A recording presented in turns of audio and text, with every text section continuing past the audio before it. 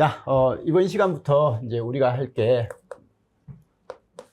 전자공학 단원별 문제풀이입니다.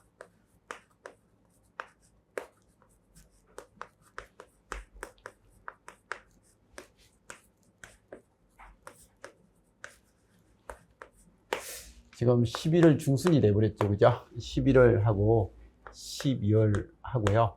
1월까지 하면 아마 대충 끝날 겁니다. 그래서 이게 내용이 많아가지고 아마 2달 안에는 안 될 것 같고 1월 안에 할 건데, 아무튼 1월 중순쯤 가면 이제 전자공학이 우리가 기초가 있고, 그죠?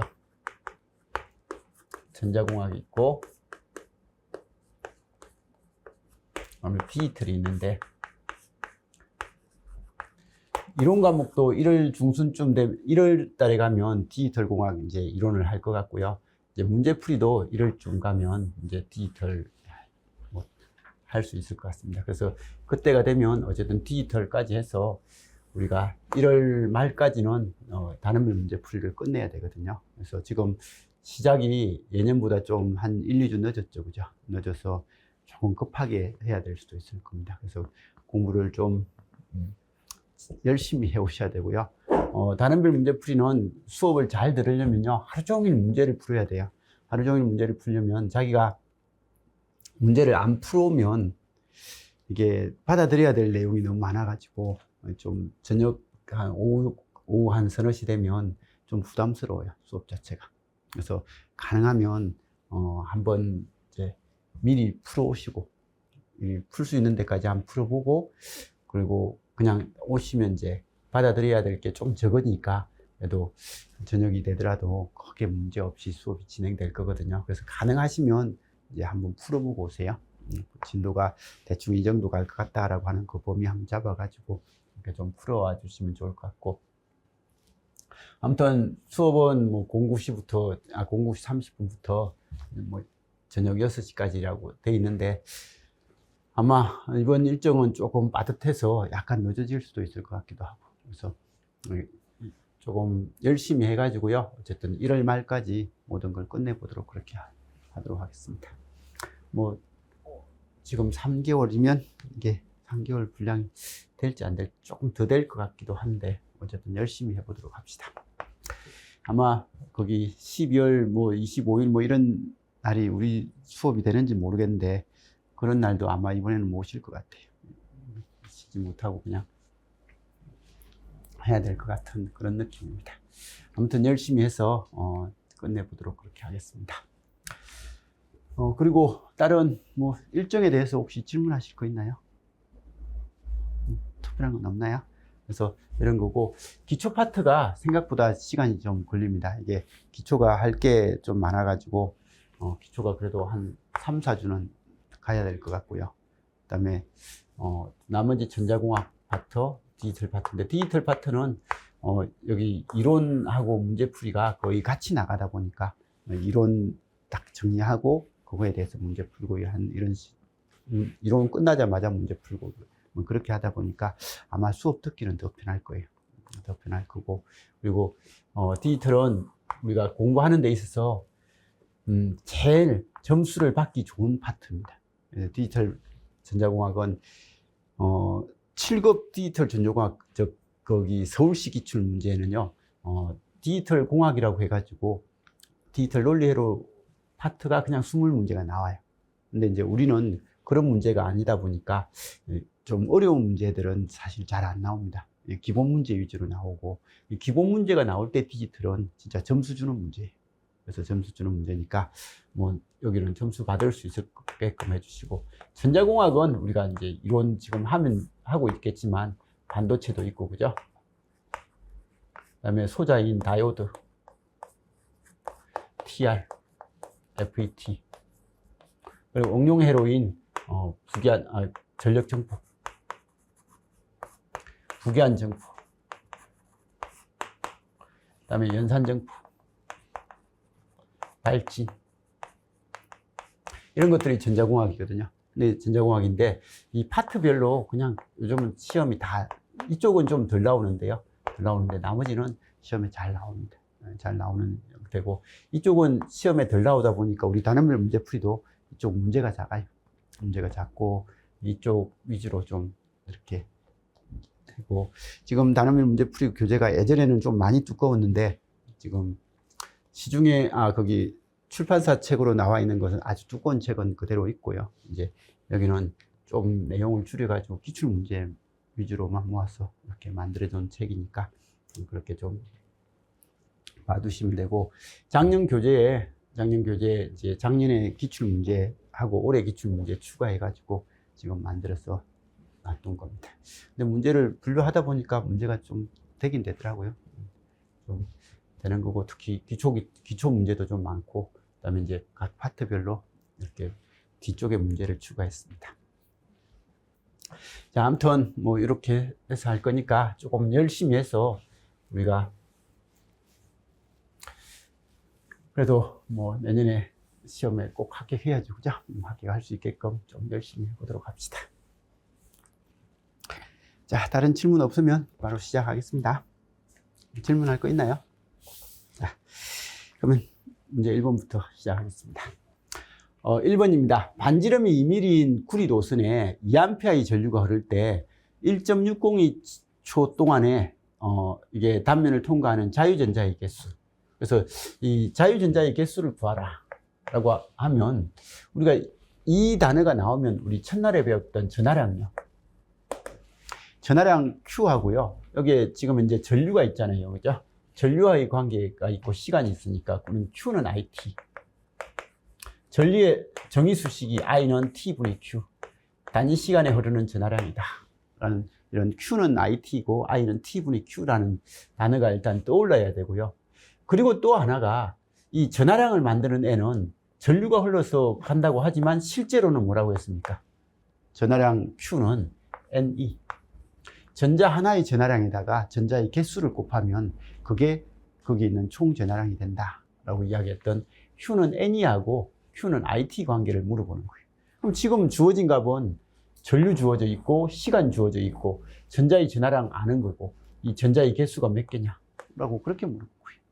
그래서 이렇게 되니까 2A의 전류가 흐를 때 1.602라는 그 시간 동안 도선의 단면을 통과하는 자유전자의 개수 해가지고 N은 뭐야?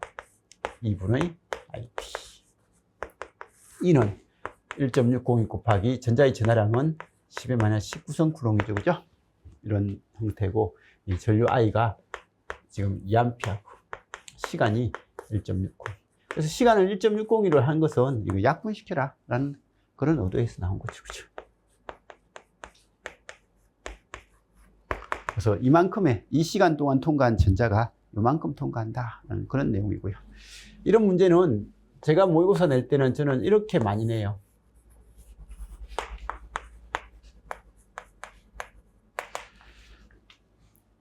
이 도선에 1초 동안 통과한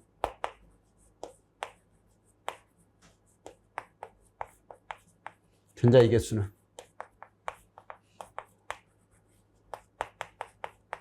이렇게 물어요. 1초 동안 통과한 전자의 개수는 이라고 그렇게 물어봤으니까, 이건 이해로 해서 지금 이제 전압이 10V고 저항이 2kg니까 전류가 얼마예요? I는 R분의 V, 그죠?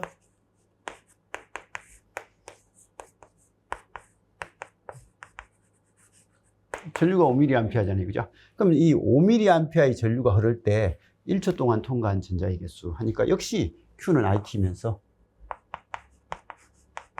Q는 N인 거예요. 그럼 지금 이제 이게 1초 단시간에 통과한 전자의 개수니까 N은 역시 1.602 곱하기 10의 마이너스 19성분의 I는 5mm, 시간은 1초. 이런 형식으로 풀면 되고요. 그리고 이제 상식으로 하나 알았으면 싶은 거요. 1쿨롱. 여기 지금 이제 얘는 5mm 곱하기 1초 하니까 5mm 쿨롱이거든요. 사실 이 5mm 쿨롱에 해당되는 건데, 1쿨롱의 전하량. 1쿨롱의 전하를 만들 때 전자의 개수 몇 개 필요하냐라고 해서 우리 수업 시간에 한 적도 있어요. 한 적도 있으니까 1쿨롱은요, 전자 하나의 전하량이 1.602 곱하기 10의 마이너스 19성인데, 여기다가 몇 개의 전자를 모으면 1쿨롱이 될 거냐 라는 것 정도는 봐주시고, 그럼 그때 N은 얼마라고요? 1.602 곱하기 10의 마이너스 19성분의 1인데, 이거 못 외우더라도 그냥 열심히 눈으로 보면서 6.24 곱하기 10의 18성계.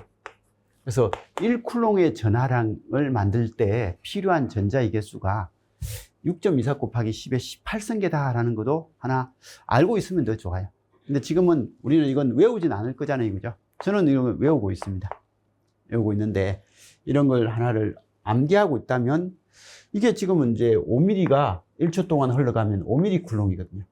그럼 1쿨롱은 요만큼이니까, 이게 1쿨롱을 만들 때니까, 그럼 1mm 쿨롱을 만들려면 이거 동그라미 3개만 없애주면 됩니까? 6.24 곱하기 10의 15성계. 그러면 5mm 쿨롱은, 그러니까 이거 곱하기 5배. 하니까 한 31 곱하기 10의 15성계. 아니면 3 곱하기 10의 16성계. 뭐 이런 식으로 풀 수 있는 거예요. 근데 이제 이런 게 안 풀려면 어떻게 해야 된다고요? 그냥 이 공식으로. Q는 IT에 Q는 N이. 그럼 N은 1.602 곱하기 10의 마이너스 19성분의 5 곱하기 10의 3성. 이거 계산하면 3점 얼마, 그죠? 곱하기 10의 16성기. 뭐 이런 형태의 수치가 나올 거잖아요. 그죠?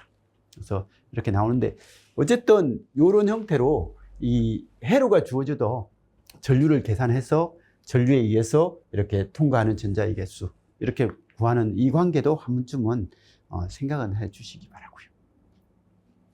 그래서 그런 거고, 지금은 어쨌든 여기 이 수식에 의해서 그냥 바로 푸는 그런 문제고요. 그래서 전자의 개수 구하는 거, 이건 한번 고민을 해 보시기 바랍니다. 자, 어떤 저항 아래에 1분 동안 100V의 기전력을 가했을 때 1200쿨롱의 전하가 이동했다. 봐요. 이게 100V 전압을 걸었어요. 여기 저항이 얼마인지 모르겠어요. 근데 여기에 전류가 흐르는데 1분 동안 흘러간 전하량,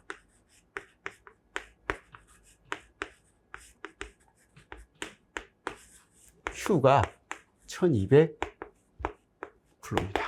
라는 이 말이잖아요. 그죠? 그래서 이 단어를 딱 보자마자, 아, 이 문제는 Q는 IT 문제구나.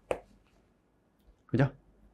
그러면 1200이라는 전하량이 흘러갔는데 시간이 얼마요? I는 뭔지 모르겠지만 시간이 1분이니까 60초이고요. 그러면 따라서 I가 얼마라는 거예요?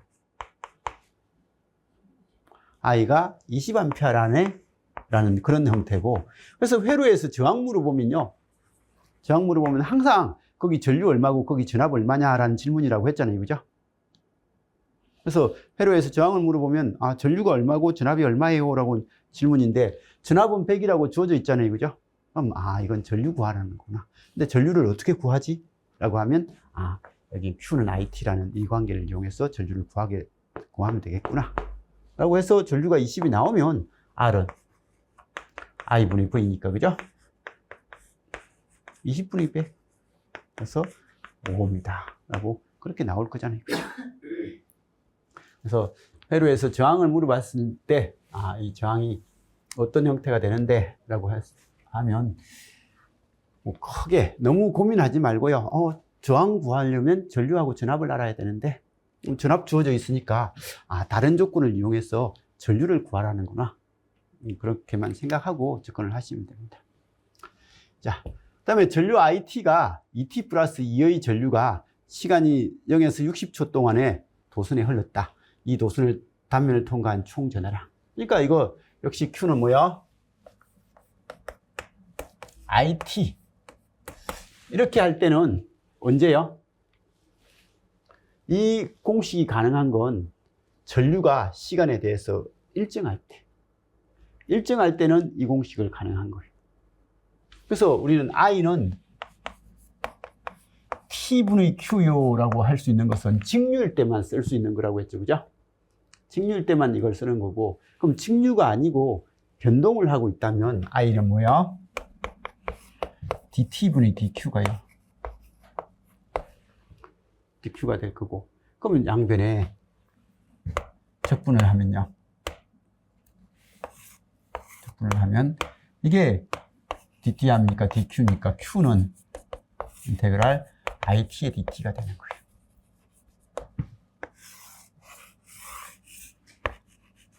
그죠?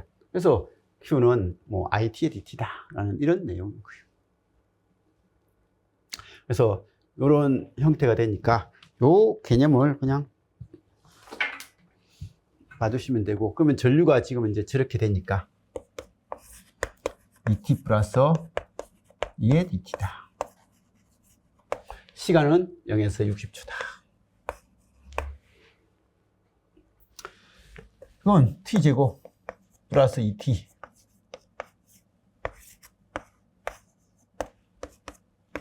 (60의) 제곱 3600 120. 그래서 3729롱이다 라고 하는 건 그냥 풀면 되는 거죠. 그죠? 그래서 요렇게 그냥 시간을 곱해 가지고 이렇게 구하는 이런 것은 직류일 때만 쓸 수 있는 거고, 직류가 아니라 그냥 시간에 따라서 변하는 값일 때는 적분을 한다. 그래서 우린 적분이라는 말에 면적 구하는 거잖아요. 그죠? 그래서 전류가 만일에 5A가 T가 0에서 60이다 라고 나오면 Q는 얼만데? 라고 하면 Q는 5 곱하기 60. 그래서 그냥 3000인가 300인가요? 그래서 300 이렇게 답 나오는 거예요. 근데 지금은 i가 시간에 따라서 값 바뀌고 있으니까 바뀐 값에 대해서 이렇게 하는 거예요. 그래서 이 공식에서요, 이게 q는 it, y는 ax 라는 이런 형태잖아요. 그죠? 그래서 이런 ax라는 형태가 있으면 여기 직선입니다. 근데 지금은 여기는 시간이 될 때 이게 가로가 시간축이고요. 세로는 이게 q는 총 전하량입니다. 그럼 전하량이면 세로가 i예요. i하고 시간이 주어졌을 q는요. q는 이게 시간이 0도에서 60이면 얘가 예를 들어 5A면요. 5A가 일정하게 되면 시간이 아무리 지나도 5A가 균이라면 q라는 것은 이 면적인 거예요. 그래서 이게 시간이고 이게 전류인 거예요. 그러면 여기 전하량 q는 i하고 t를 곱하면 이거잖아요. 그죠? 그래서 이건데 이 i가 시간의 함수라면요. q는 it 형태로 시간의 함수면 어쩔 수 없이 이건 적분을 해야 되는 거예요. 왜냐하면 요거거든요. 이게 시간일 때 이게 it인 거예요. 그러면 it가 되면 이 시간이 지날 때까지 전류를 통과한 면적은 이게 면적이잖아요. 그죠? 그래서 이게 면적이니까 이 면을 구하려면 우리는 이게 직선일 때는 면적을 그래도 손으로 구할 수 있어요. 손으로 구할 수 있으니까 이거 60, 이거 얼마 해가지고 구할 수 있는데, 이게 곡선이 돼버리면요. 곡선이 돼버리면 it가 시간에 대해서 곡선이 돼버리면 이건 절대로 우리 손으로 못 풀어요. 손으로 못 푸는 문제가 되고, 손으로 못 푸는 문제니까 그때는 무조건 적분으로만 풀어줄 수 있는 거죠. 그래서 그래서 적분이라는 것이 우리한테 주어질 때 손으로 풀 수 없는 문제를 그냥 이게 수식을 하나 이용해서 손으로 그 면적을 구할 수 있게끔. 그죠? 그래서 실제로 얘는 우리는 면적을 구할 수 있잖아요. 근데 이건 요렇게 되는 그래프는 이 면적을 못 구해요, 우리는. 근데 그걸 요 수식을 이용해서 구할 수 있게끔 해준 게 적분입니다. 적분이라서, 적분은 진짜 누가 만들었는지, 누가 만들었다고 했죠? 미적분. 미적분 만든 사람 진짜 여기 지금 맨날 들으면서도 까먹어요. 맨날 여기 TV 보다 보면 맨날 나오거든요. 미적분 만든 사람이 누구고 이렇게 하는데, 하여튼 유명한 사람입니다. 그죠? 유명한 사람인데, 그 사람이 어쨌든 우리한테 도움을 많이 준 거죠. 근데 지금도 사실은 이거 저번에도 문제 풀 때 했지만 IT가 이거거든요. 얼마요? 2t 플러스 2예요. 그럼 이거예요, 이거. 여기가 2고요.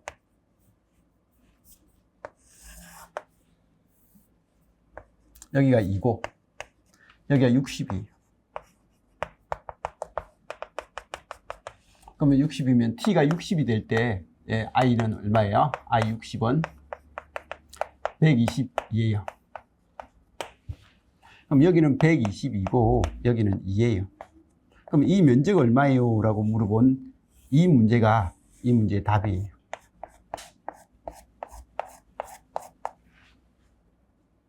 그러면 이거 면적 어떻게 구해요? 라고 할 때 우리는 어떻게 구해요? 사다리꼴 면적은 중학교 수업할 때, 그죠? 얘 사다리꼴을, 반대 사다리꼴을 하나 만들죠.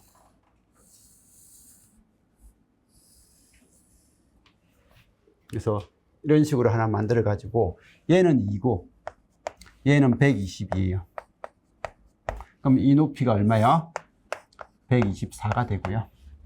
그리고 여기는 60이니까 그러면 60 곱하기 124 나누기 2죠, 그죠? 예. 내가 구하고자 하는 것은 흰색 면적이거든요. 흰색 면적인데 지금 구한 건 이 전체 면적을 구했으니까 전체 면적의 반 해가지고 이렇게 하면 30 곱하기 124 해가지고 3720. 이 계산된 아까 3600 더하기 120 해서 3720이라는 이게 이렇게도 나옵니다. 그래서 이렇게도 나오는데 어쨌든 이 Q는 IT라는 형태에서 이 T에 대해서 I가 어떻게 바뀌는지를 봤을 때 T에 대해서 I가 상수면 그냥 곱해주면 되는데 이게 상수가 아니면 이렇게 적분을 해서 구할 수 있더라. 이런 것들은 조금 고민을 해주시면 좋겠습니다. 자, 어떤 전기소자에 흐르는 전류가요 4t 플러스 2일 때 이게 1에서 3초 사이에 전기소자의 한 단면에 유입되는 전하량, 역시 여기도 Q는 IT예요. 근데 역시 I가 T의 함수죠, 그죠? 일정한 게 아니라 T의 함수예요. 그럼 Q를 구할 때는 어떻게 하면 된다고요? Q를 구할 때는 적분을 하면 돼요. 그래서 이 문제도 그냥 Q는 적분을 하면 됩니다.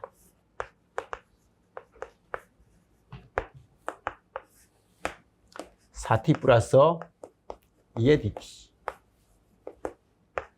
이거 적분하면 2t 제곱 플러스 2t.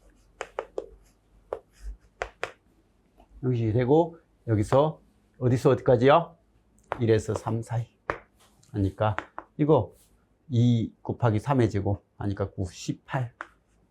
2 곱하기 3, 6. 빼기. 이거 2 더하기인가요? 이렇게 되니까 얘는 24, 얘는 4 하니까 얘는 20 이렇게 나와요.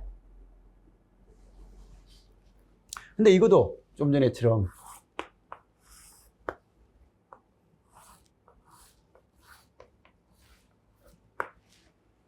이런 거예요. 이게 지금 이제 이 그래프가요, 이게 IT고요.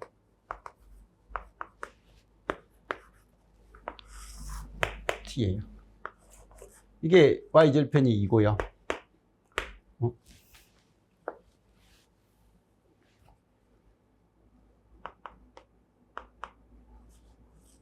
맞나요?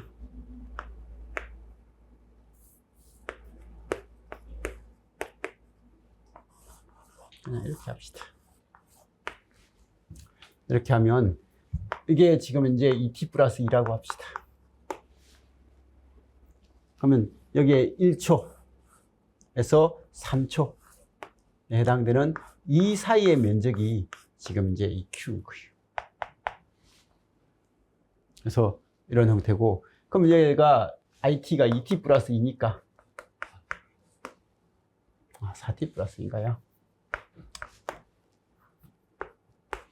왜 2t 플러스? 이거 처음에 그 기울기를 4t로 했는데 2로 보여가지고 저기 2로 보였어요, 저게.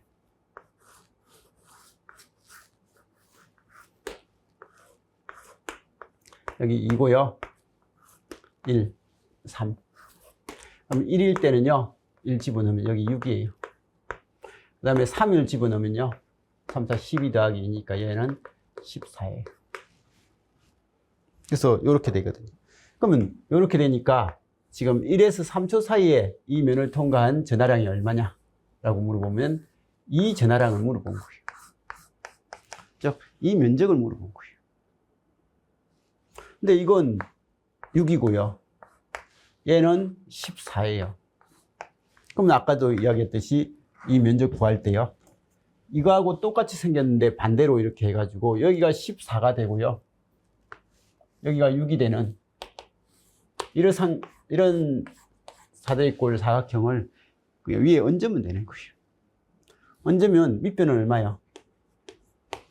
2가 되고요. 높이는 14에다가 6이 더해지니까 높이는 20이에요. 그러면 2분의 1에 밑변 2 곱하기 높이 20 하니까 답은 20 나오죠. 그죠? 그래서 이게 이제 Q는 IT인 거예요. 그래서 Q라는 게 이 IT에서 이 T가 I가 T의 함수일 때 이게 Q가 될 때는요, 이 Q를 구할 때는 얘하고 얘의 형태에서 함수가 되어버리면 그냥 이 T에 대해서 I가 상수가 되면 그냥 곱하면 되는데 이 함수가 될 때는 무조건 적분을 해줘야 된다. 이게 이제 그냥 모든 것의 상식입니다. 그래서 모든 것의 상식이니까 이런 건 한번 놔두시고요. 근데 우리는 요건요, 공부할 때 한번 딱 생각만 해보시기 바랍니다. 생각만 해보시고 우리는 무조건 이렇게 풀어야지, 그죠? 시험장에서 뭐 이렇게 안 풀고 대부분 이렇게 풀 거잖아요. 그래서 이렇게 해서 정의를 해 나갈 겁니다. 자, 반경이 1mm고요. 길이가 58m인 구리도선 양단에 직류전압 100V가 인가되었다고 할 때 이 구리도선에 흐르는 직류전류로서 오른거선이라고 되어 있습니다. 도선에 흐르는 전류 I는 그냥 R분의 V예요. 그리고 R은 도선의 저항은 로의 A분의 L 아니면 시그마 A분의 L이다. 이렇게 나올 거잖아요. 그죠? 그럼 주어진 게 지금 이제 전압 주어졌어요. 그럼 저항 구하면 전류는 구할 수 있잖아요. 그죠? 그러면 저항을 구하는데, 길이가 주어져 있고요. 반경이 주어져 있으니까 단면적이 주어지는 거예요. 그죠? 도선의 반경이 얼마라고요? 1mm라고 주어져 있잖아요. 그러면 도선의 단면적을 구할 수 있는 거예요. 그래서 반경이 주어졌으니까 단면적 구할 수 있고요. 그리고 주어진 게 도전율이 주어졌네요. 그럼 도전율 이게 주어져 있으니까 그럼 R 구할 수 있겠구나. 라고 해가지고 R은 뭐가 된다고요? 도전율이 5.8 곱하기 10의 7성. 자, 면적은요. 얘 단면적은 얼마예요? 라고 하면 단면적은 파이 R 제곱이잖아요. 파이 R 제곱이니까 R이 1mm예요. 1mm니까 10의 마이너스 3성이니까 파이 곱하기 10의 마이너스 3성의 제곱 하니까 파이 곱하기 10의 마이너스 6성. 그리고 길이 58. 이렇게 되니까 이거 10의 마이너스 6성, 10의 7성 하니까 10의 1성 되고, 그럼 1성이니까 이거 58로 해가지고 없어지니까 58. 그럼 58 하니까 남는 건 파이 분의 1. 그죠? 그래서 R이 파이 분의 1. 그럼 전류는요? 전류는 파이 분의 1분의 100 하니까 100파이.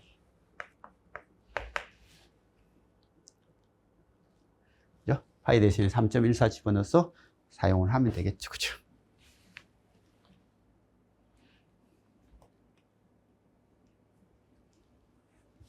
맞죠?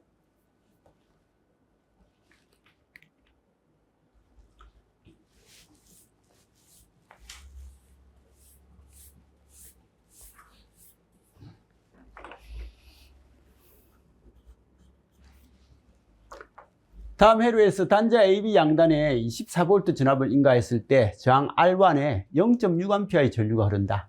여기서 저항 R1과 R2의 비가 1대3이라고 한다면 R2는 얼마냐? 봐요. 여기에 몇 볼트 전압을 걸었다고요? 24를 걸었어요. 근데 R1에 흐르는 전류가 얼마라고요? R1에 얼마가 흐른다? 0.6이다. 딱 이게 다잖아요. 그죠? 그러면 이때 이 저항값 얼마냐? 자, 저항을 물어볼 때는 합성 저항을 이용해서 푸는 경우도 있고, 그 다음에 전류하고 전압을 이용해서 구하는 경우도 있습니다. 자, 근데 우리는 저항값을 지금은 정확하게 몰라요. 근데 저항비가 몇 대 몇? 1대3. 전류비는 3대1. 그럼 여기가 0.6이니까 이쪽은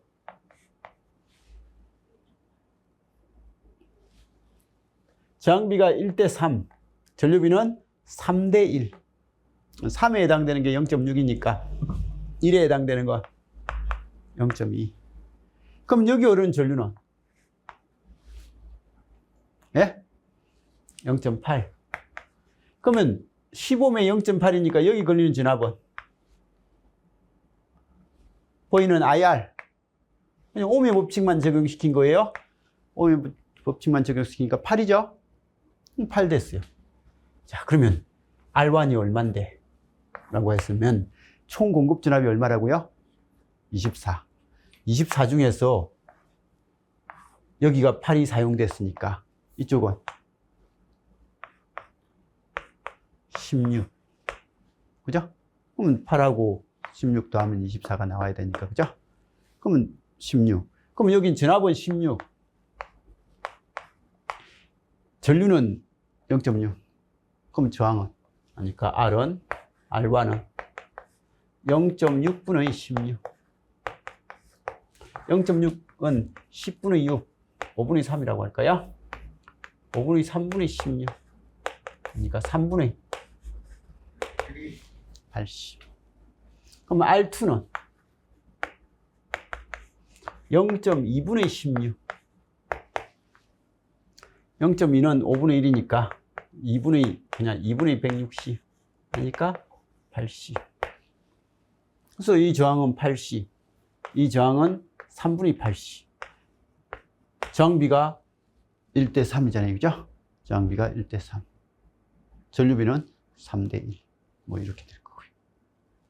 그래서 이렇게 푸는 경우도 있고, 또 어떻게 해요?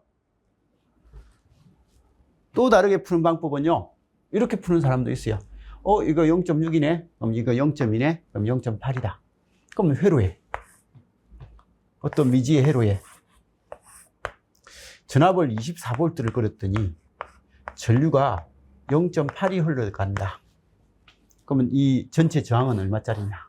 라고 하는 게, 그래도 입력 임피던스는, 입력 저항은 얼마요? 0.8분의 24. 그러니까 35mm? 그죠? 이게 35mm 나왔어요. 그러면 이게 35mm 나왔으면 35면 여기가 15mm 되잖아요. 그죠? 15mm 있으니까 이 35면 10 더하기 R1하고 R2 병렬이잖아요. 그죠? 병렬이니까, 따라서 R1하고 R2 병렬값이 얼마라고요? 25mm 될 수 있는 저항을 찾으면 되네. 근데 저항비가 몇 대 몇이라고 했어요? R1하고 R2의 저항비가 1대3이잖아요. 그죠? 그래서 1대3이니까, 이건 R 더하기 3R분의 R 곱하기 3R이 20이 나야 되네. 그러면 이거 위아래로 R 하나 하면 4분의 3R이 20이구나. 그러면 R은 얼마요?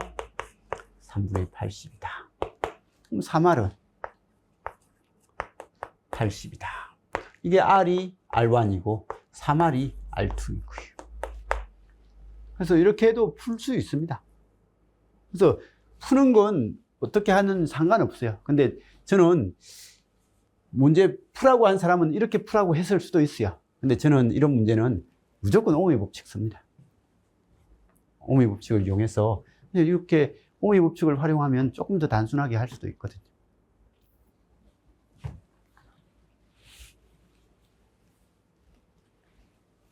지금은 R2 저항을 물어봤네요. R2 저항은 80이다.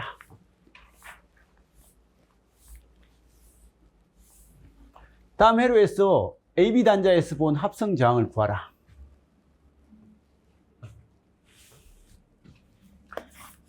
여기서 구한 합성 저항을 구하라. 합성 저항을 구하라고 하면 구하면 되는데, 이 꼴이 무슨 꼴이에요? 브릿지 꼴이죠. 브릿지 꼴은 일단은 브릿지가 평행인지 아닌지부터 먼저 체크. 평행이다 아니다? 평행이죠, 그죠? 이거 같으니까. 그러면 이거 가운데 없는 거. 가운데 없는 거 하면 이 저항 얼마요? 이 직렬 저항 12. 이것도 얼마? 12. 12 병렬이니까 6. 이렇게 나오겠죠, 그죠? 그래서 이런 브릿지 회로는 일단은 브릿지 평형이 되는지 안 되는지부터 확인하고 계산을 하면 되고요. 그러면 만일에 평형이 아니었다면, 평형을 확인을 못했다고 한다면 이 문제는 어떻게 풀어요? 여기에 이 세 개를 델타 Y를 변환하는 것은 수치보다는 이게 수치가 편하잖아요. 같은 거 세 개니까 3분의 1. 델타를 Y로 하면 3분의 1이죠. 그래서 3분의 2니까 3. 그러면 이거 3하고 이거 3하고 직렬이니까 여기는 얼마요? 6. 이거 3하고 이거 3도 직렬이니까 여기도 6. 6하고 6하고 병렬이니까 합성하면 3. 그럼 이 3과 이 3이 직렬이니까 합성저항 얼마요? 6. 그래서 이게 브릿지 평형이라고 몰라도 답은 나올 수 있습니다. 답은 나올 수 있는데 이것보다는 훨씬 브릿지 평형일 때라고 확인하고 보면 더 편하거든요. 더 편하니까 당연히 이제 브릿지 확인부터 하고 평형인지 아닌지 확인부터 하고 문제를 풀어주는 게 기본이겠죠, 그죠? 자, 아래 회로에서 히스톤 브릿지 회로에서 R1이 50, R3는 5, R4는 30, 1대 R2는 요 해인데 검육의 지시치가 0이다. 그러니까 브릿지 평형이다. 그죠? 그러면 이건 어떻게 풀라고요? 이거 두 개 곱한 거하고 이거 두 개 곱한 거 같다. 너 맞는데 이거 저항비가 몇 대 몇? 5대 50이니까 1대 10. 그럼 여기도 1대 10. 그럼 이건 30이니까 여기 얼마요? 300. 이렇게 하는 게 요거 두 개 곱해가 요거 두 개 곱한 거 같다라는 것보다는 더 편할 수도 있다. 그죠? 물론 이제 곱한 거가 같다라고 이렇게 하는 것들을 기본으로 봐주는데 비율로서 이렇게 봐줘도 상관없다.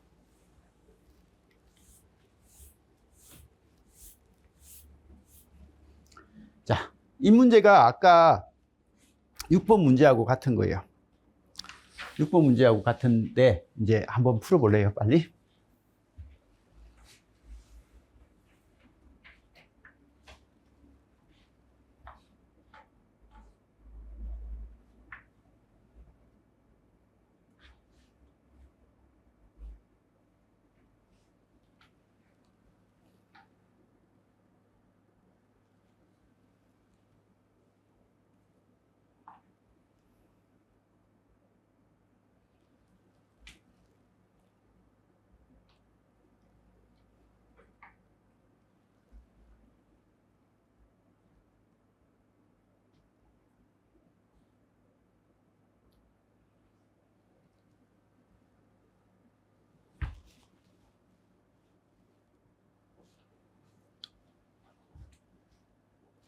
자,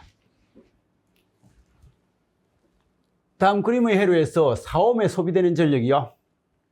여기 4옴이거든요. 4옴에 소비되는 전력이 100W다 라고 하니까 P는 IV I제곱 R R분의 V제곱 이거거든요. 근데 4옴에 소비되는 전력이니까 여기에 이 전압과 이 전류와 이 저항의 관계가 여기 있는 거예요. 그러면 P는 여기는 저항이 주어져 있으니까 저는 이걸로 풀게요. 뭐 이걸로 푸는 사람도 있겠지만 이걸로 풀면 이건 I제곱 R인데 I제곱 곱하기 4인데 이게 100이다. 그러면 I 제곱이 얼마요? 25가 돼야 되니까 I는 5네. 그죠? 아니면 이걸로 한 사람은요. 4분의 V 제곱이 100이다. V 제곱은 400이니까 V는 20이네. 이렇게 풀었을 거고, 그죠? 그래서 이렇게 풀었는데 어쨌든 이렇게 하니까 이게 5네 라고 나왔고, 그러면 5, 4, 20이니까 전압은 20이네 라는 게 나온 거예요. 그럼 공급 전압이 얼마예요? 총 공급 전압 60을 공급했거든요. 60을 공급했는데 여기에 20볼트를 썼어요. 그러면 이 양간 전압은 몇 볼트겠어요? 이건 40이다 라는 건 이제 아는 내용이잖아요. 그죠? 그리고 여기 두 전류의 합은 이게 5가 흐르니까 두 전류의 합도 5가 돼야 되잖아요. 그죠? 이 두 전류의 합이 5가 돼야 되는 거예요. 그래서 이제 됐고. 그럼 이제 전류의 비가 몇 대 몇이라고요?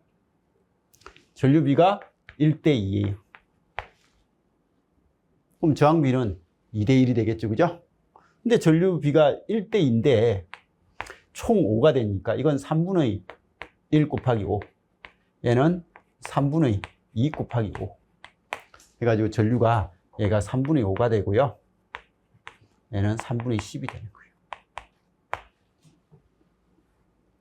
그럼 뭐 물어봤어요? R1하고 R2 물어봤잖아요. 그러면 여기 저항은 얼만데? R1은 얼만데? 라고 하니까 R1은 거기 흐른 전류가 3분의 5고요. 거기 전압은 40이니까.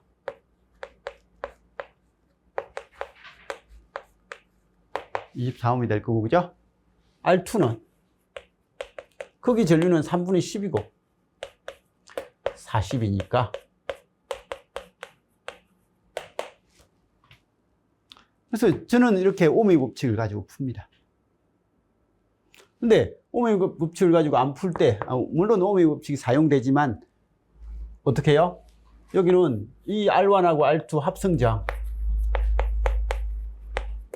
여기에 4, 60볼트를 걸었더니 5가 들어가더라.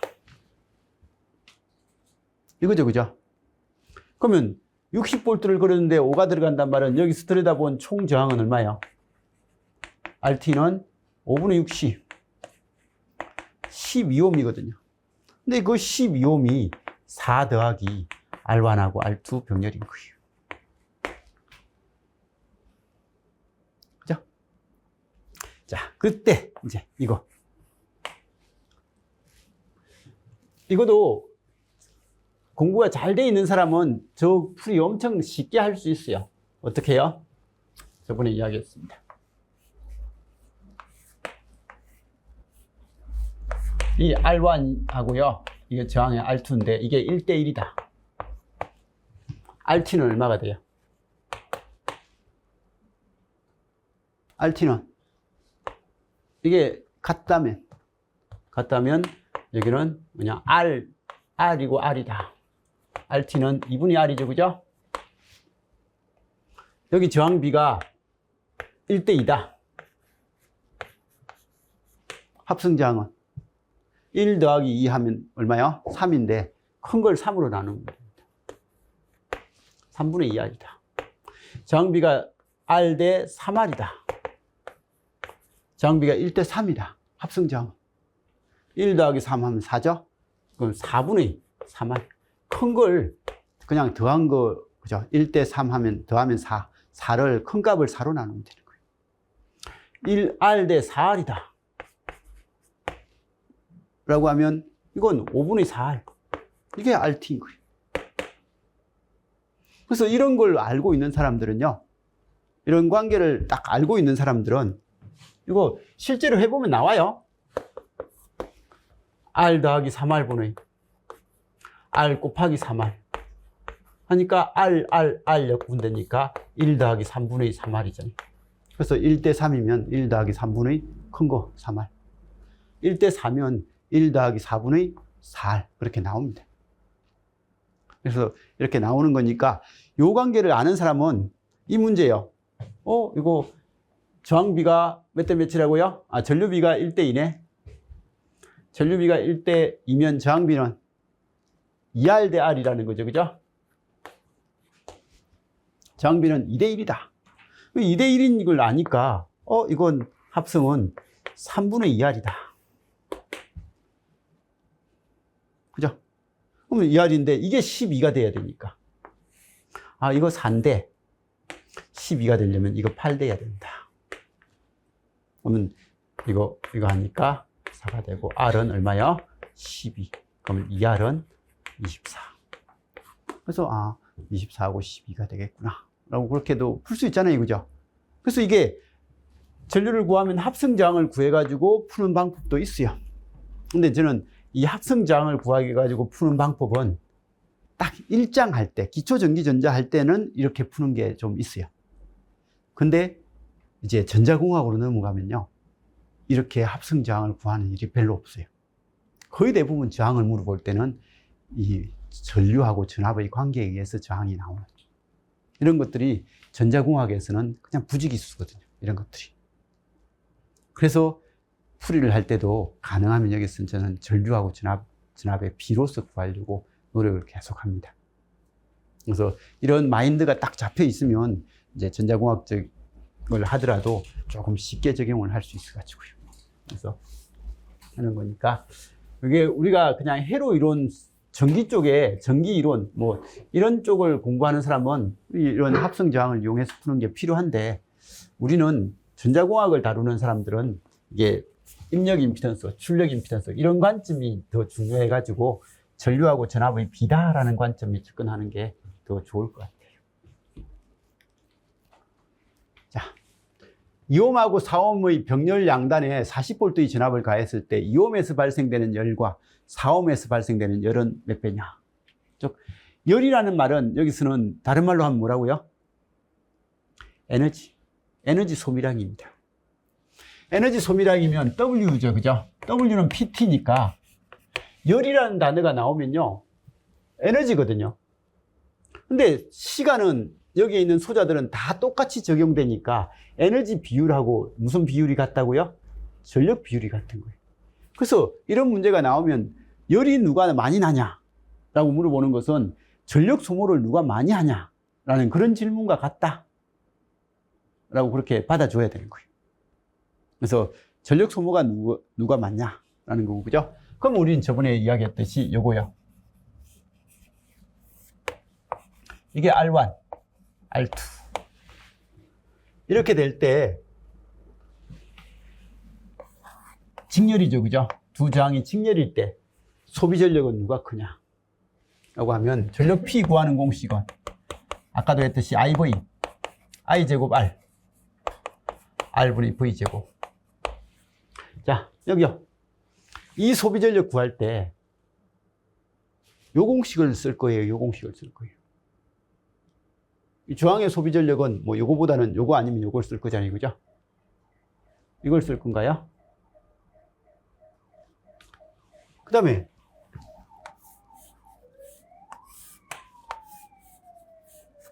여기 R3, R4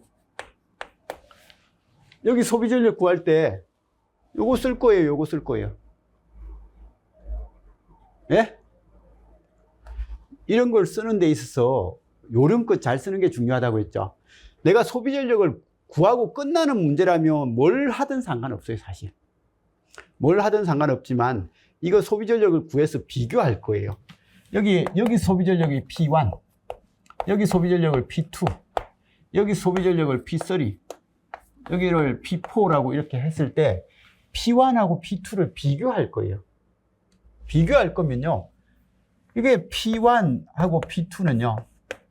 만일에 이걸 한다면 이걸 가지고 여기 소비 전력을 계산한다면 여기 전압하고 여기 전압 V2를 구하고 R도 다르고 V도 다르니까 실제로 계산을 해야 돼요. 근데요, 요걸 쓰면 회로가 직렬일 때는 뭐가 일정? 전류가 일정이잖아요, 그죠? I는 같아요. 같으니까 P1은 뭐가 되고요? I제곱 R1이 되고 P2는 I제곱 R2가 되는 거예요.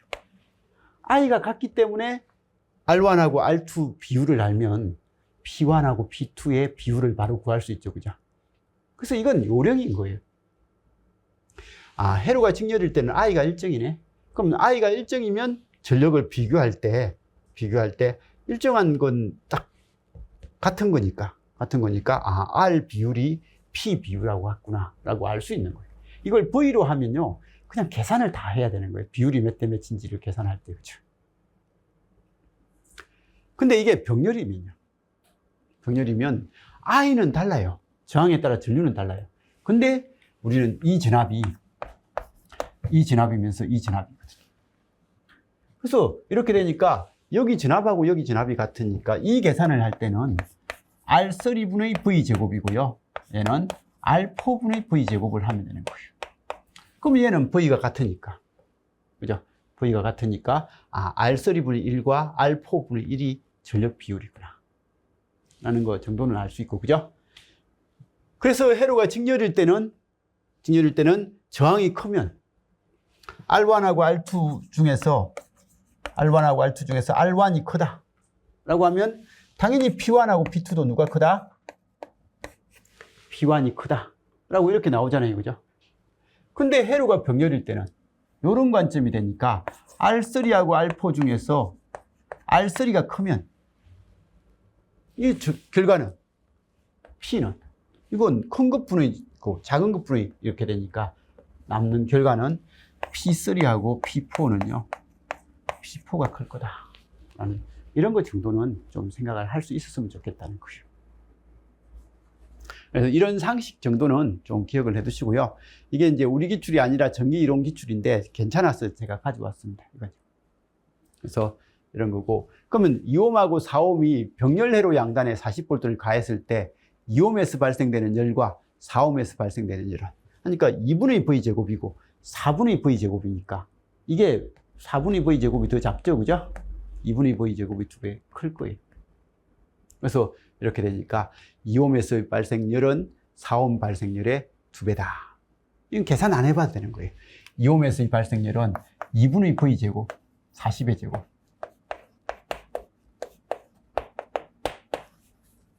4옴에서 발생열은 4분의 40의 제곱. 이건 지금 전력이지만 여기다 시간 곱하면 에너지가 나오니까. 그래서 이게 800대 400이니까 2대 1이다. 그죠? 그래서 이런 형식이다. 근데 만일에 이게 이걸로 바뀌면요.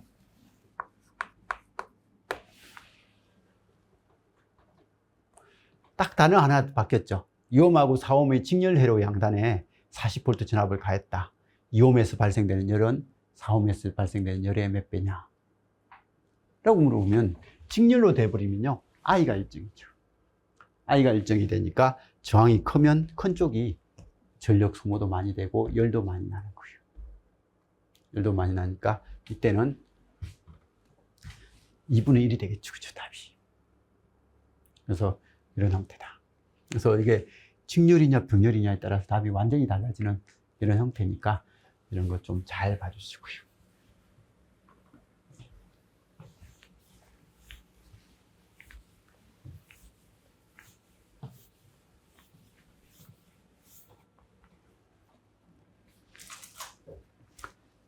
직류 10V의 전압을 1kg의 저항 부하에 10분간 인가했을 경우에 소비되는 에너지. 이런 문제가 우리 기출에는 좀 덜 나와가지고요. 이런 전기 쪽 기출을 가져왔는데, 어쨌든 W는요, PT. P는 VI니까 VIT. P는 I제곱 R이니까 I제곱 RT. 그 다음에 R분의 V제곱 T. 이런 형태 정도는 좀 봐주시고요. 직류 전압을 그렸습니다. 1kg의 부하. 그러면 이거는 그냥 전압 주어져 있고 저항 하나 주어져 있으니까 이 공식 쓰는 게 제일 좋겠죠. 1000분의 V는 10이니까 10의 제곱 10분간이니까 하면 얼마요? 그냥 60줄인가요? 그래서 그냥 60줄이다. 200V 50W 전격을 갖는 전구 4개와 200V 80W 전격을 갖는 전열기 한 대를 모두 병렬 연결해서 동시에 사용한다. 자, 일단은 알아야 될 게 집에 쓰는 모든 전기기기들은 병렬 연결을 합니다. 직렬 연결해서 쓰는 경우가 없어요. 여기 저기서 파워 탁 켜면요. 탁 켜면 여기 있는 전구들이 동시에 켜지잖아요. 그죠? 동시에 켜지는데 이 동시에 켜질 때 이게 직렬로 켜지는지 병렬로 켜지는지를 알아야 되는데 모든 가정에서 쓰는 것들은 다 병렬입니다. 만일에 직렬로 켜지는 애를 쓰면요. 하나가 나가버리면 계속 전류가 안 흘러요. 그럼 모든 게 같이 꺼져버려요. 근데 우리 집에서 형광등 갈 때, 그죠? 하나가 고장 나가지고 못 쓰더라도 나머지 쓰거든요. 그건 직렬이 아니라는 거예요. 병렬이기 때문에 가능한 거예요. 그래서 이런 거, 가정에서 쓰는 그래서 전기 제품들은 다 병렬 연결이다. 라는 것 정도는 상식입니다. 상식으로 좀 봐두시고. 그러면 그때 지금 몇 볼트 쓰는데요? 200볼트를 쓰는데 우리 혼자서 자취하면 딱 이 정도 수준이잖아요. 그죠? 방에 하나, 마루에 등 하나, 싱크대 쪽에 하나, 화장실 하나. 딱 혼자 자취하면 집에 등 4개 정도 씁니다. 그래서 4개 쓰고, 그리고 히트 하나. 겨울에 추울 수도 있으니까, 그죠?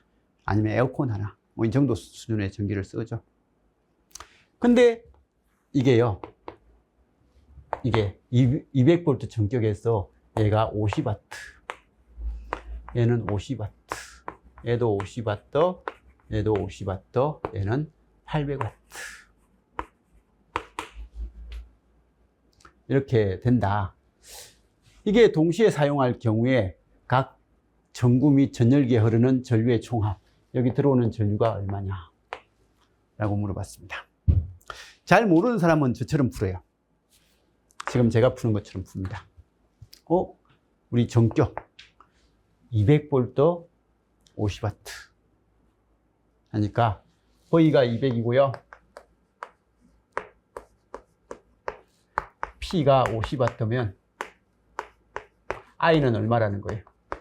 P는 VI니까. I는 전압분의 200분의 50이죠. 그죠?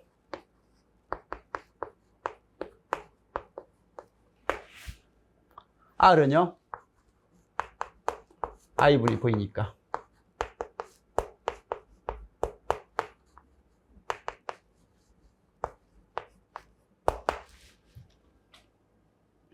(805) 이렇게 풀겠죠? 이런 전격은 이거잖아요. 그럼 여기 저항이 얼마짜리라는 거예요? 굳이 따진다면. 저항이 이거 800. 얘도 800. 얘도 800. 얘도 800. 저항이 800이면 여기 전류는 얼마라고요? 200에 800이니까 얼마요? 4분의 1. 얘도 4분의 1. 얘도 4분의 1. 얘도 4분의 1. 자, 그 다음에 여기는 800W예요. V는 200인데요. P가 800인 거예요. I는 4A네. 그러면 R은요? 4분의 2 하니까 55이네. 그죠? 그래서 여기가 55. 그럼 여기는 4A. 이렇게 되니까 이거 4분의 1, 4분의 1, 4분의 1, 4분의 1, 1A에 4A 하니까 들어오는 전류는 얼마야? 총 전류는 5A. 뭐 이렇게 되는 거예요. 뭐 잘 풀었어요. 자, 근데 이걸 좀 편하게, 더 편하게 푸는 사람은요, 집에 쓰는 게 총 병렬이니까 총 소비 전력이 얼마야? 1000이죠? 그러면 200V에 1000이면 I 얼마야? I는 5A. 그 답은 5A. 이렇게 푸는 사람들도 있는 거예요. 그래서 이게 병렬 구조니까 이렇게 바로 풀어서 정의를 하는 거예요. 그래서 이런 것들. 그래서 일단 집에 쓰는 전자제품들은 다 무슨 연결을 해서 쓴다고요? 전자전기 제품들은 병렬로 해서 쓴다라는 이런 정도는 좀 기억을 하고 와주셨으면 좋겠다.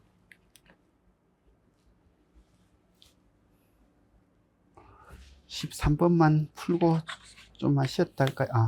14번까지 풀고 15번까지 풀고 쉽시다. 기전력이 1.5V인 동일한 건전지 4개를 직렬로 연결하고 여기에 15ohm의 부하저항을 연결하면 0.5A의 전류가 흐른다. 건전지 한 개의 내부 저항은. 자, 이런 문제를 딱 들었을 때 이걸 우리 이렇게 그림으로서 그려보는 이런 것들이 꽤 중요해요. 문장을 읽었을 때 이걸 그림으로 한번 그려보는 거예요. 이 문장에 맞는 그림. 이런 걸 이제 우리 보통 학교에서는 모델링 한다고 하잖아요. 그죠? 이 모델링을 잘하면 이제 푸는 속도가 처음에는 느리는데 나중 되면 엄청 빨라집니다. 일단은 기전력이 1.5V고 내부장이 R인 건전지. 건전지라는 이름을 들으면 무조건 우리는 이걸 떠올려야 됩니다. 전화번이잖아요. 그죠? 건전지는 전화번이거든요. 전화번과 직렬저항. 이런 애를 4개를 직렬로 연결한대요.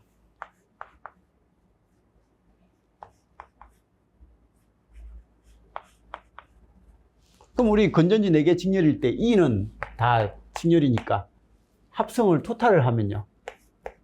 얼마가 되고요? 4E가 되고, 그죠? R도 직렬이니까 R이니까 뭐요? 4R이 될 거예요. 근데 E가 1.5라고 했으니까 E가 1.5니까 얘는 몇 볼트요? 6볼트가 된 거예요.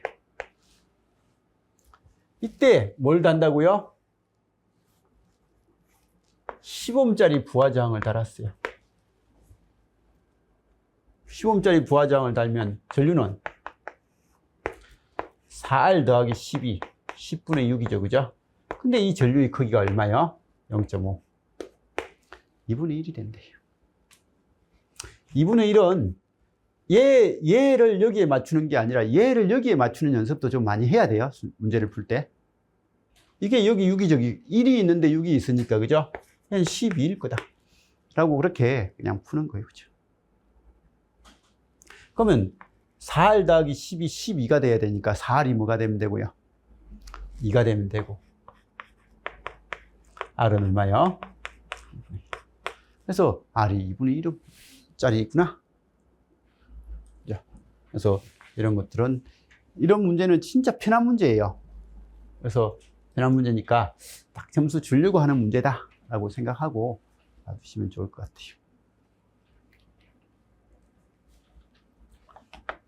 자, 그 다음 문제도 건전지 문제예요. 기전력이 13V인 축전지가 배터리 같은 거잖아요. 그죠? 건전지입니다. 이런 축전지에 자동차 전구를 연결하여 전구 양단의 전압과 전구의 소비 전력을 측정했더니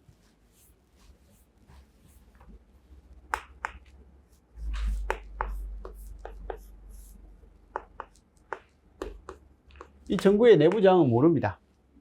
지금 없잖아요. 그죠? 근데 내부 저항은 모르는데 여기에 꼬마 전구를 달았다는 거예요. 전구를 달았습니다. 근데 전구에 걸리는 전압을 보니까 V는 얼마요? 12V에 P는 얼마요? 24W가 소비되더라. 그러면 12V에 24W니까 전격에 의해서 I는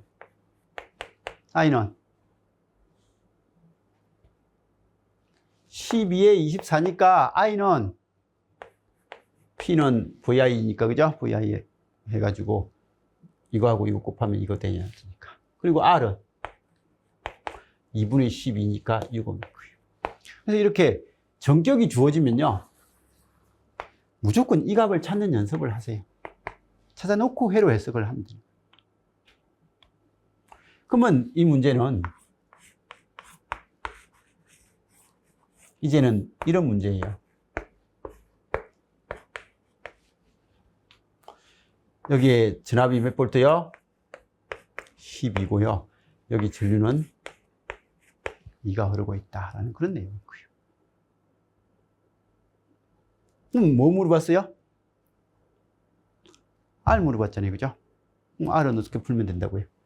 R은 이 전압 분배, 이거 더하기 6분의 6에 10, 이건 13이죠. 13을 한 개 12가 나오는지 확인하고, 아니면 전류 있고, 여기 13이고, 여기 12니까, 이 양단에 걸리는 전압은 1V겠구나. 전압은 1V에 전류는 2분의 1이니까, 2A니까, 저항은 2분의 1이다. 뭐, 이렇게 풀어도 되고, 푸는 건 그다음부터는 자기 마음대로 풀면 되는 거죠. 그죠?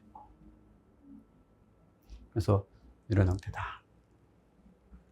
그래서 보통은 이렇게 많이 풀어요. 이거 R 더하기 6분의 전압 분배를 원체 사람들이 다 좋아해가지고 이렇게 푸는데, 저는 뭐 이런 거보다는 오음의 법칙을 더 많이 사용하니까. 6하고 12 없으니까 2가 되고요. 그럼 13은 2R 더하기 12다. 2R은 1이니까 R은 2분의 1이다. 뭐 이렇게 계산을 하면 되죠. 그죠?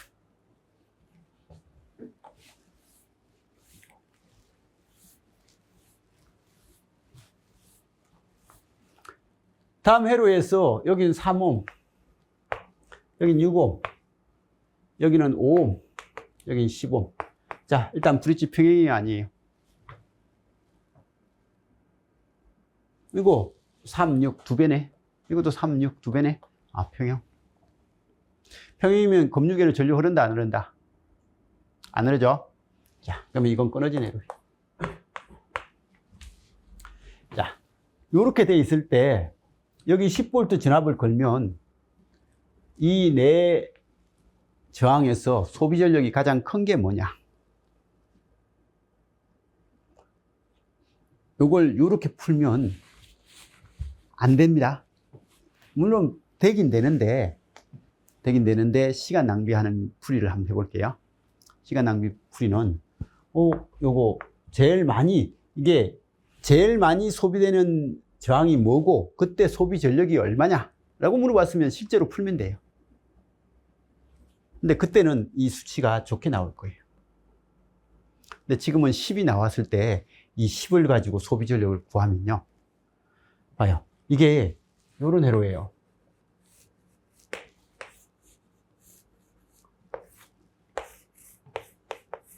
여기 10을 걸고 있는데 여기 6하고 10이고요 3하고 5예요 합성장 얼마요? 16이고요 합성장 8이에요 그럼 여기 오른 전류는요, 저항은 16이고 전압은 10이니까 16분의 10이고요 여기 오른 전류는 8분의 10이에요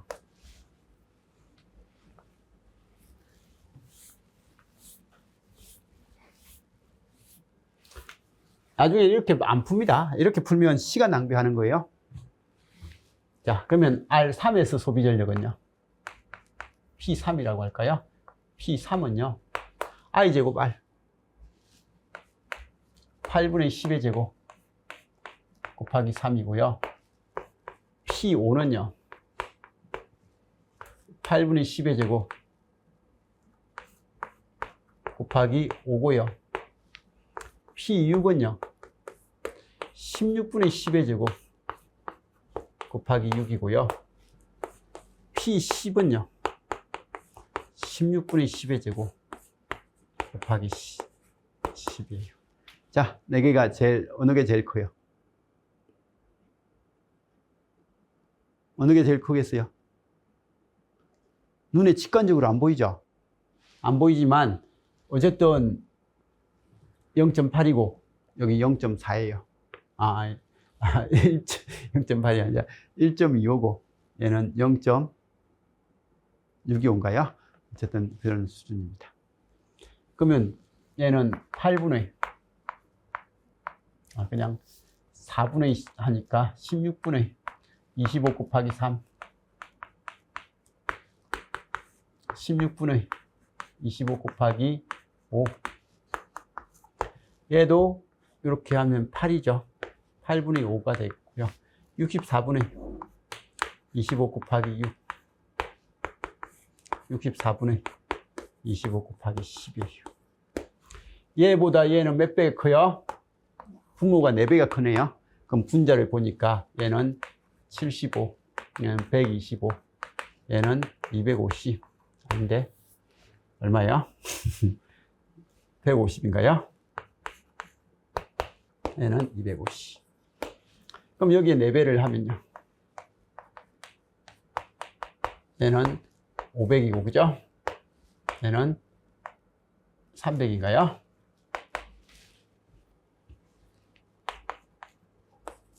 분모가 얘가 4배가 크니까 분모를 다 통분했다고 하면 이렇게 되잖아요, 그죠? 그러면 제일 큰 건 어느 거고요? 여기고, 그 다음 큰 건 여기네요, 오히려, 그죠? 그 다음은 여기, 그 다음에 여기.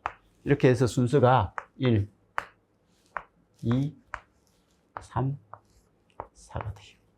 비율은요, 10대, 6대, 5대, 3의 비율이에요. 그죠? 50으로 나누면. 그래서 아무튼 전력의 크기 비율은 이렇게 돼요. 근데 이런 문제를 이렇게 안 풀고요, 이게 실제 값을 구하라고 하면 이렇게 풀어야 돼요. 근데 누가 제일 크고 큰 거 순서대로 적으라 라고 그런 문제가 나올 때는요, 여기에 수치를 보니까 16이죠. 여기에 수치를 보니까 8이죠. 그러면 이거 내가 강제전압 16을 가하는 거예요. 그냥 강제로 16을 걸어버리는 거예요. 그럼 걸어버리면 16에 16이니까 여기 흐른 전류는 1. 8에 16이니까 여기 흐른 전류는 2. 그러면 P3은 2의 제곱 곱하기 3. P5는요, 2의 제곱 곱하기 5. 여기는 1의 제곱 곱하기 6. 얘는 1의 제곱 곱하기 10. 하니까 비율이 20대, 12대, 10대 6이 나오죠. 그럼 비율 같나요? 20대, 12대, 10대 6 나누기 2 하면, 그죠? 똑같죠. 그래서 이건 이렇게 수치를 좋게 해서 계산을 해도 똑같은 비율이 나와요. 그래서 비율 문제로서 시험 문제가 나오면 이걸, 이 수치를 보고 이 수치가 안 좋은데 안 좋은 걸 가지고 계산해서 비율 찾으면 안 돼요. 비율 찾으면 안 되고 무조건 좋은 수치를 딱 줘가지고 내가 비율 찾으면 안 좋은 걸 해도 비율은 똑같아요. 그래서 실제 값을 구하라고 하면 이렇게 이런 식으로 구해야 되겠지만 그게 아니라 비율을 물어볼 때는. 그리고 지금처럼 어느 게 전력 소모가 제일 크냐라고 물어볼 때는요, 이렇게 하면 돼요. 아까 전에 저기서 했어요. 병렬일 때는